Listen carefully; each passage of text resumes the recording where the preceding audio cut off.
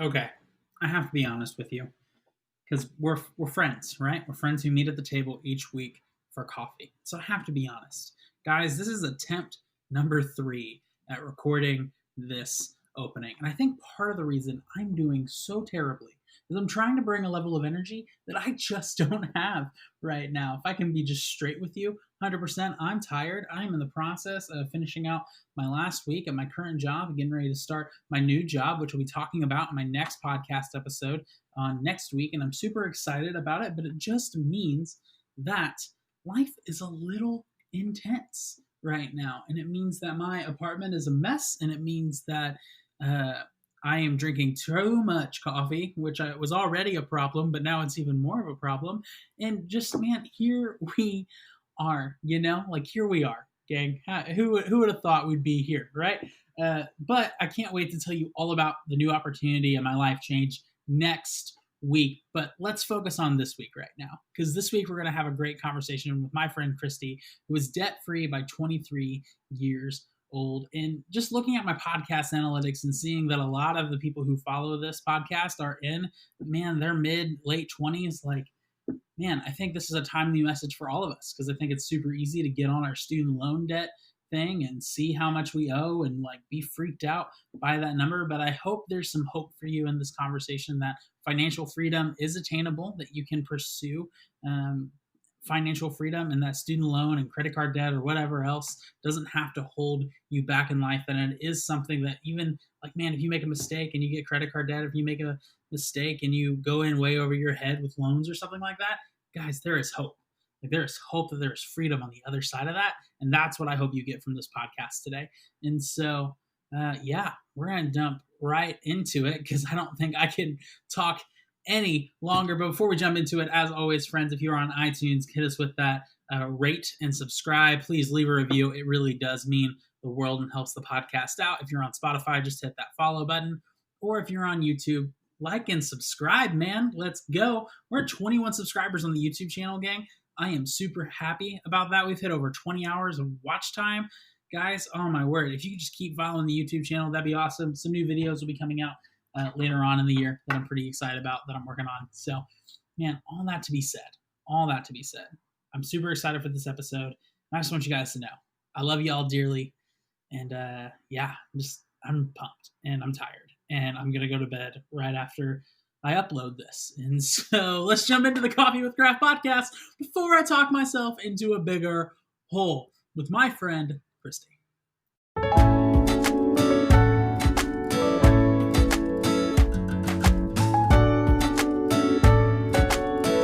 Welcome to Coffee with Craft.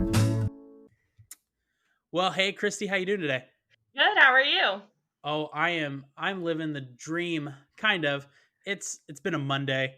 I was driving down the road today, and my car, the passenger side mirror, clipped a trash can that was too far onto the curb. Like, it was like over the curb, and I didn't realize it while I was driving, and so my mirror, it totally like cracked. Oh no, I'm so sorry to hear that. What a rough It, Monday. it was a day, and so luckily it's only a $30 fix. It's not that big of a deal, but such is life on that one.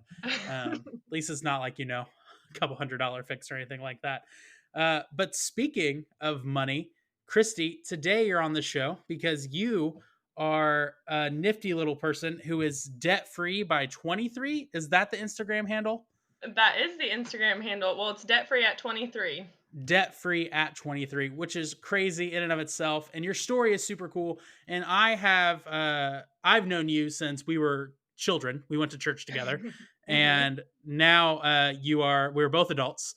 And I kind of know you a little bit, but I could use a refresher course. And I'm sure there are plenty of people at the table today who maybe don't know a lot about you. And so go ahead and share, who is Kristy? Yeah, so as you said, I'm now 24. I'm actually almost 25, which seems a little crazy.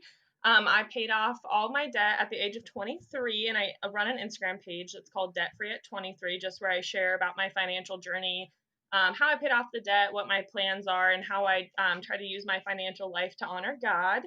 That being said, I'm also a Christ follower. I go to Lifehouse Church in Beaver Creek, but funny enough, I was listening to one of your podcasts and heard that you went to Southbrook, which I went to Southbrook from like sixth grade till about 6 months ago. Oh, wow. That's Yeah, crazy. I know. We never ran into each other, which is kind of crazy, but big place, so I'm not too surprised. Right. But also, I am a dog mom. I have a little puppy named Gemma. She's not a puppy and not little, but that's okay. She's my baby. She's my 60-pound baby. Um, Also, for 40 hours a week, I'm also a registered nurse and I work in oncology. Oh, wow. Awesome. And what is oncology? Because I know nothing about doctor stuff. Yeah, so oncology is cancer. So I work in an outpatient cancer center. Okay. Very cool. That's awesome. Uh, Super good stuff. And so you were debt free at 23 years old. How much debt did you initially pay off? So I had $20,000 worth of debt coming out of college. Okay. I had about $14,000 in student loans and $6,000 left on a car loan. Okay. And So, so, oh, go wow. ahead. Yeah, that's a decent amount, and you got all that paid off. How old were you when you graduated college? I was 22 when I graduated. So you paid off $23,000 in a year. Yep. So in 12 months, I got all my debt paid off. Wow, that's intense. Yeah. Um, Yeah. that's a lot of money to like get rid of that quick. So walk us through that. What was like the catalyst of like starting your debt free journey right out of college? So funny enough, which I was actually talking about this with one of my coworkers today, and we had like totally different experiences with this, but I got my first paycheck as a nurse and was literally like flabbergasted. Like I was like, I don't think I've ever had this much money in my bank account like in my life. And that was just like one paycheck. Yeah. And so it kind of like freaked me out in the sense that I was like, I need to figure out what to do with this. Like I don't want to just let it sit here. And I felt like I was just wasting it. So that kind of like triggered it. And then I actually bought a house a couple months after I graduated and realized that like if there was an emergency or if I needed something big, like I had no plan. I had no idea what I was doing with my money. Mm. So all of that combined, I like started looking into ways like how to be financially wise and really just prayed for wisdom on that. And through that, it was revealed to me the Dave Ramsey plan. And that's kind of how I went about paying off my debt. Gotcha. And so what is the Dave Ramsey plan for people who maybe don't know that? Yeah, so Dave Ramsey has 7 baby steps that he recommends that people follow, or at least like loosely gives a guideline for how to live a financially free life. And the first one is to save up $1,000 emergency fund, and the second one is to pay off all your debts. And he gives a system for doing that where it's called the snowball method. You start with your smallest debt and use any extra money to pay that off, and then use the minimum payment you were making on that to put towards your next largest debt, and you just keep going until you pay all your debts off. Oh, wow. Awesome. So you did this whole debt free journey, and getting your first paycheck as like a real adult with a real job was the catalyst for all of that. Um, what was your struggle throughout that? Like, was there any like a huge struggle or burden that you faced like in the process of that? Were there days where like how you thought maybe how can I overcome this debt or anything like that? Yeah, absolutely. So it's definitely a daunting challenge. Like when I actually sat down and like realized like what I made, what I owed, like my monthly expenses, like that's a big undertaking to do, especially when you don't really know that much about like finances and financial things. Um, but also like FOMO is real. Like having to say no to things and like not hanging out with my friends and not doing things that like I otherwise would have just agreed to automatically. That's like hard, and that was a decision I had to make almost every single day of just like skipping things like or sacrificing things with the bigger picture in mind. Yeah. So that fear of missing out of what your friends are doing so that you could accomplish the goals that you wanted to achieve. Um, was it was it always black and white in your journey? This is something I'm super curious about anyone who's ever walked through a debt-free journey. Was it always black and white? Like was it always like really easy just to say no all the time, or were there days where you maybe quote unquote cheated and went out with Oh, friends? oh yeah, that's yeah. So it was definitely not always black and white. And there were days that I literally was just like, you know what? It's not worth it. I'll live like everybody else. That's fine. I don't need to do this. I Yeah. want to go to dinner with my friends. Like that definitely happened. But then, you realize you take a step back and realize what you're actually working towards and the progress you've made. And that really helps. Gotcha. So definitely your drive seemed to be the biggest factor in you accomplishing how much debt you eliminated in a year. Um, because I'm sure there are people out there who would say it's crazy to live like that just to get all that debt gone in a Mm-hmm. year. Because $23,000 isn't a ton of money, right? Like that's the kind of the like thing people will start to say. Uh-huh. Um, but in reality, it is a lot of money, and so you have all the stuff that comes with that. And so it's super interesting. What has been maybe the most rewarding thing about your debt free journey? There are definitely a lot of things that ended up being rewarding, especially a lot of unexpected things. So one Yeah. thing that I really got out of it was like a sense of peace, and that's something I like wasn't expecting, but like I know where my money goes. I now have like a 6 month emergency fund saved up. I just have these measures in place for like financial security, and paying off my debt was definitely like the biggest step in accomplishing that. And just like that overwhelming peace when it comes to finances, I just is so unbelievably rewarding. Awesome. So peace when it comes to finances. What else? So I will also say, like through that, I feel like God revealed to me a lot of things. Yeah. And that my spiritual journey that I took through my debt free journey was something that I never expected, and I think it just shows another way that God like uses our lives as a story for Him. But it was just an act of surrender and like learning to surrender everything to God, including my finances. Like I can't sit here and say that I'm gonna like offer him my life and my heart and then hold on to this one thing that just means so much to me, and like almost as an act of mistrust in who he is and what he's doing. Mm, man, that's really good. Yeah. So finances are always it's a tricky topic, right? And Hmm. every time people start talking about it, it feels like a wall goes up or a Hmm. guard goes up. It feels like money is maybe one of the like last taboo topics in our world today. Like I'll talk to you about anything and everything in my life except my finances. Why do you Yep. think people are so walled up when it comes to their finances? Well, I think part of it's ingrained, just the culture that we're in, and I know like more in our parents' generation and above, it was such a taboo thing, like you said, to even like mention it. But I think also sometimes people are just like scared. They're set in their ways. They're set in the way they want to spend their money and their financial decisions, and they don't want to hear that they're wrong, and they don't want to hear that what they're doing maybe isn't the wisest thing and isn't setting them up for success in the future. And I mean, all my friends know at this point it's a very common topic of discussion around me, and it's not in a judgmental or anything way, and I'm not trying to tell anybody how to spend their money or that I spend my money wiser than anyone else. I just think that it's something that does need discussed. And I don't know about you, but I didn't learn about finances in like high school or college, so how else are we going to learn about it if we don't talk about it? Yeah, absolutely. It's one of those things where um, I took a personal finance class in college Hmm. that counted as my science credit. Nonetheless, Okay. it's a really funny story how I made that happen. It was my senior year of graduates or of regular school, and so or college, and so senior Hmm. year of college, I'm there, and it's my last semester, and they literally the one science class that I could take, they cut, and so I had to go to like three different deans to try and figure out what to do for me to graduate on time. And one of the deans, God bless his soul, was just like, I'm going to figure out how to make this math credit count for you. And he got this math credit to count as a science credit, and I graduated. Oh So my word. I know it was amazing. And I took a personal finance class with where all the answers were online and it was super easy to find. It was an online class. I aced that thing.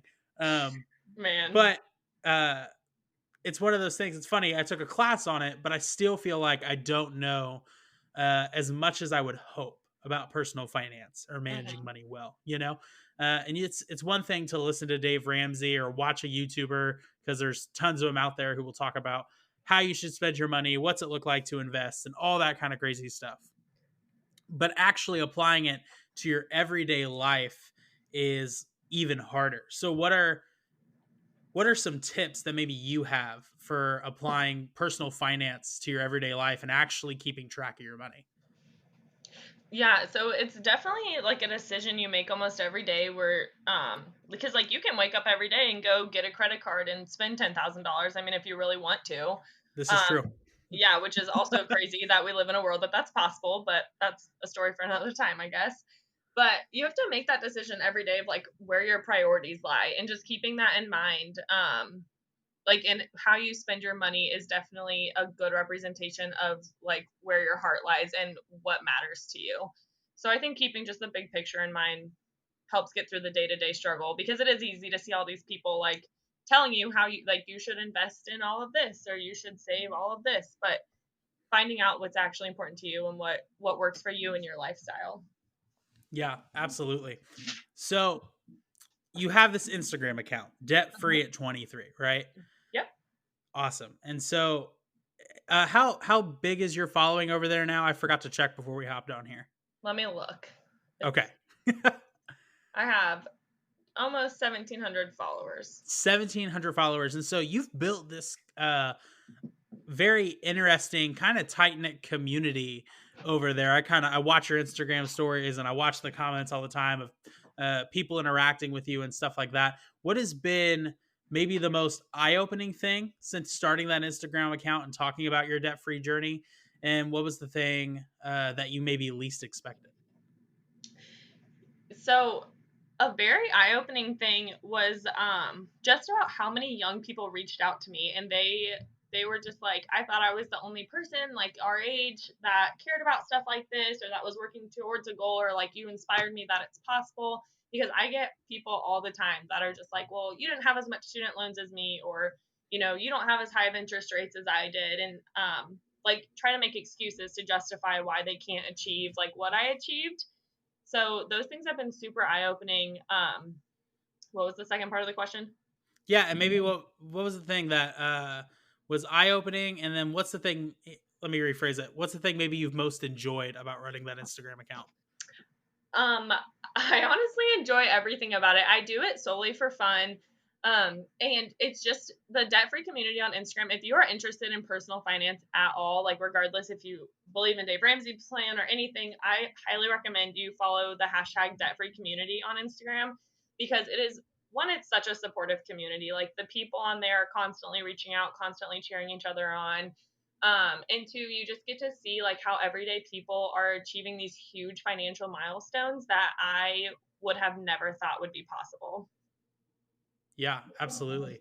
And so whenever someone looks at a huge number, right? Like $23,000 like you had.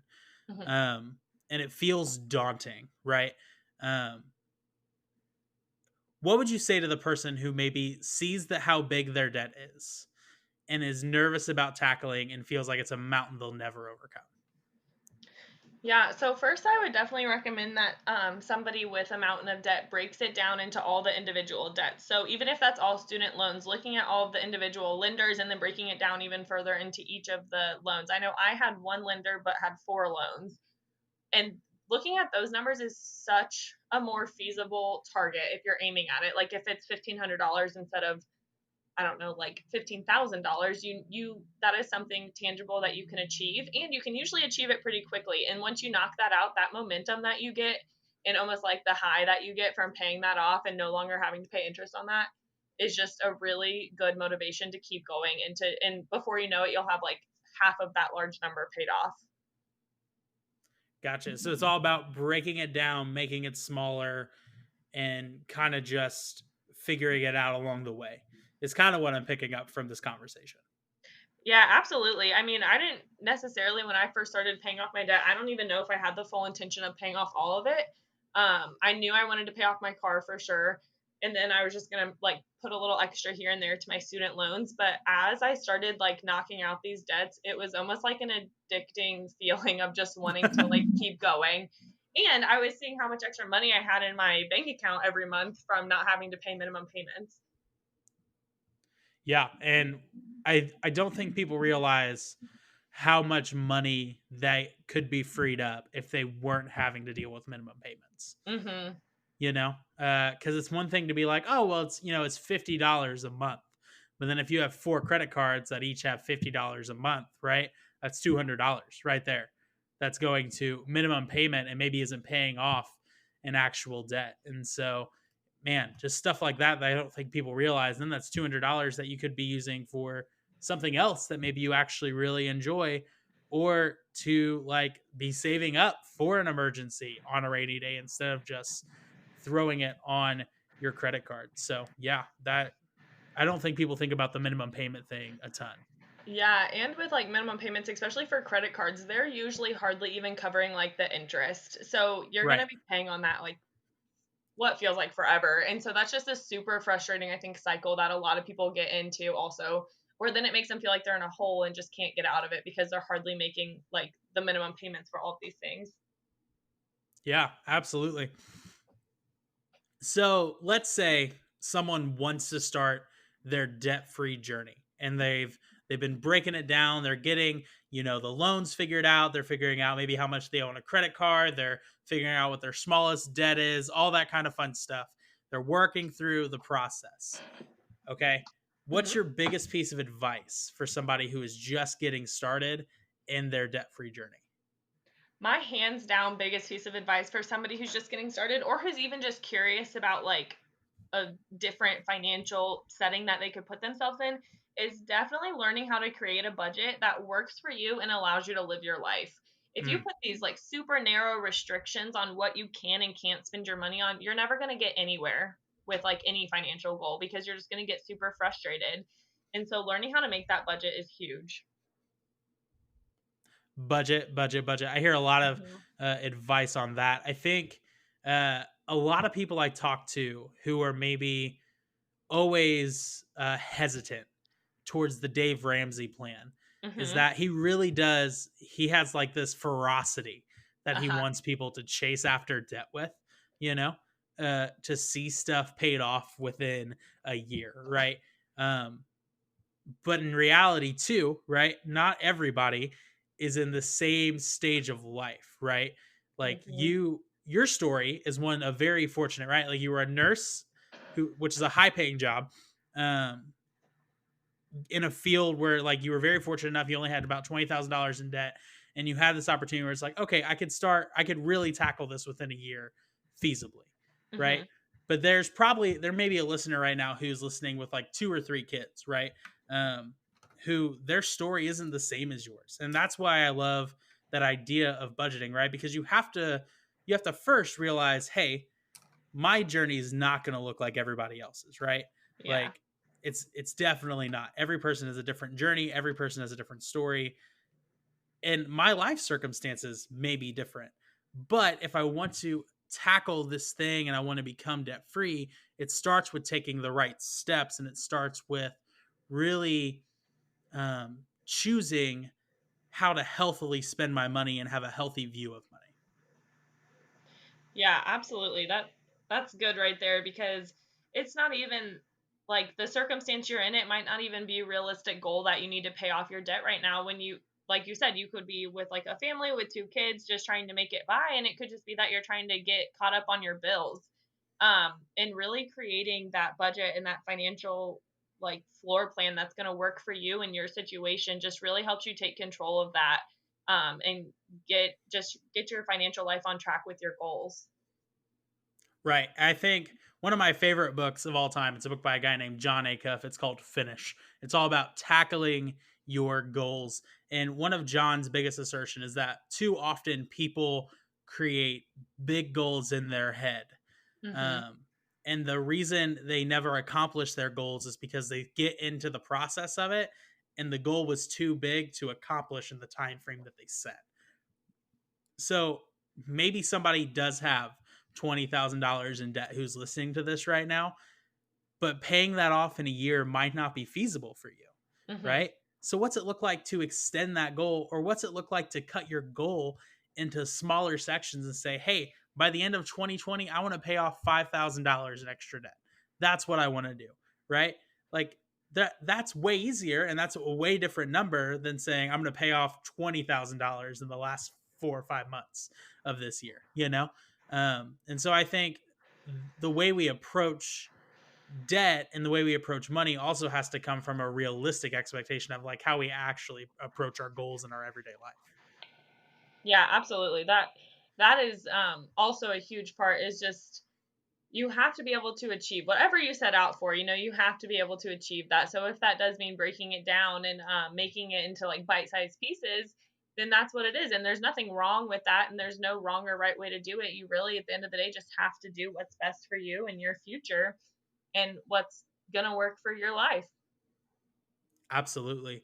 Um, Okay, so we talked a lot about paying off debt. We've talked a lot about starting your debt-free journey. You're in a different part of your debt-free journey now where you're working on paying off your mortgage, if I Yeah. saw correctly online. How has Yeah. that been? Because I'm sure That that is intense. Yeah, this was more than I bargained for, that's for sure. I and this is about every month when I go to mail in that check to the mortgage lender, I'm like, I could use this for so many other things. Maybe I should not continue doing this, but here I am. Um, so I actually, after I paid off my debt, then I saved up a 6 month emergency fund, and then Hmm. I started investing, and now I am using the extra money I have each month, which I will say is a much smaller amount than it was when I was paying off my debt so aggressively, and I make extra mortgage payments with that. So my goal is to have my house paid off by the time I'm 30. I don't know if we will get there, but that is the goal. That's a long-term goal there. So we'll see what the next few years have in store for me. Yeah, absolutely. Because that's a huge goal in and of itself. Like most people like don't ever think about paying off their house. They're just like, I'm gonna sell it one day, and so that's crazy. Like in your head, that you're just like you're going after it with like such Yeah. ferocity. Like that truly is insane. But it's really cool, and I think it's a testament to like how much you really do buy into wanting financial freedom and truly owning the things you have. Because so many people don't realize like how much of their stuff they don't really own, right? Like if you're Yeah. paying on your car, you don't truly own that, the bank does, right? Uh, you don't truly own your house, the bank does. And so you don't truly own stuff in your apartment, the credit card company does, right? Like the analogy goes on and on and on. And so do you want to truly own the stuff you have, or do you want to be a slave to the people you have to pay each month? You know? Um, yeah, and that's a scriptural principle too in and of itself, right? Like a Hmm. borrower is slave to the lender, and so breaking uh, free of that is so important. Yeah, I will say too, at first when I set off to pay off my debt, I didn't really think I was ever going to pay off my mortgage. I just didn't think that was something I'm interested in, because like the house I'm at now, I'm sure I won't be at forever. So I was like, this doesn't really make that much sense. But it just came back to that, like surrendering my financial life to God and just letting him flourish in that, and letting him do with me through my financial life whatever like he wanted to do. And it was something that I felt I was really I don't want to say called, but like pushed in the spirit to use my extra money at this season in my life to put towards my mortgage, so that I owe less money to the bank at the end of the day and own more of my house. Absolutely. Yeah, that's awesome. Well, Christy, is there anything else that you want to share with the audience today about becoming debt free and really accomplishing their financial goals? I will say, no matter what goals you're working towards, like financially, just it's just so good to keep in perspective to not let your money rule your life. Even if you are like $70,000 in debt right now, or debt free, mortgage free, living the dream. It is a never a good place to be in, to let money be the center of your life and to be the thing that your sole focus is on. Yeah, absolutely. Because at the end of the day, right, like we can let even the idea of budgeting and getting debt free become an idol or become the main focus in our Hmm. life, that we miss out on the bigger picture of stuff going on around us. Yeah, absolutely. And honestly, that was something I had to remind myself of time and time again, especially when I was being more intense about paying off my debt, about not missing out in life just because I'm sacrificing in this season. Like I can still work towards my goals and still keep relationships with my friends by going out to eat with them and not having to cancel all my plans with everybody, and just keeping my focus on like really aligned on what it should be and not just on my financial goals. Absolutely. Because in my opinion, financial health is a much bigger piece, is a piece of a much bigger pie, in that we should be pursuing holistic health, right? And so we have to be healthy both in our finances, our spirituality, our education, our relationships with other people, all that kind of stuff, right? And if we let one piece dominate, we're missing out on so much more that God has to offer us in our lives. That's good. That's good right there. That's exactly right. Awesome. Well, hey, Kristy, I want to thank you so much for being on the show today. If people want to track you down, what is your Instagram handle one more time? Debt free at 23. Debt All free at written out. 23. Yep. Yeah. Awesome. So, guys, be sure to go and follow Kristy. Let her know you heard her on the podcast, all that fun stuff. And other than that, my friends, thank you once again for having a seat and joining us here at the table. I'll see you next week on the Coffee with Craft podcast.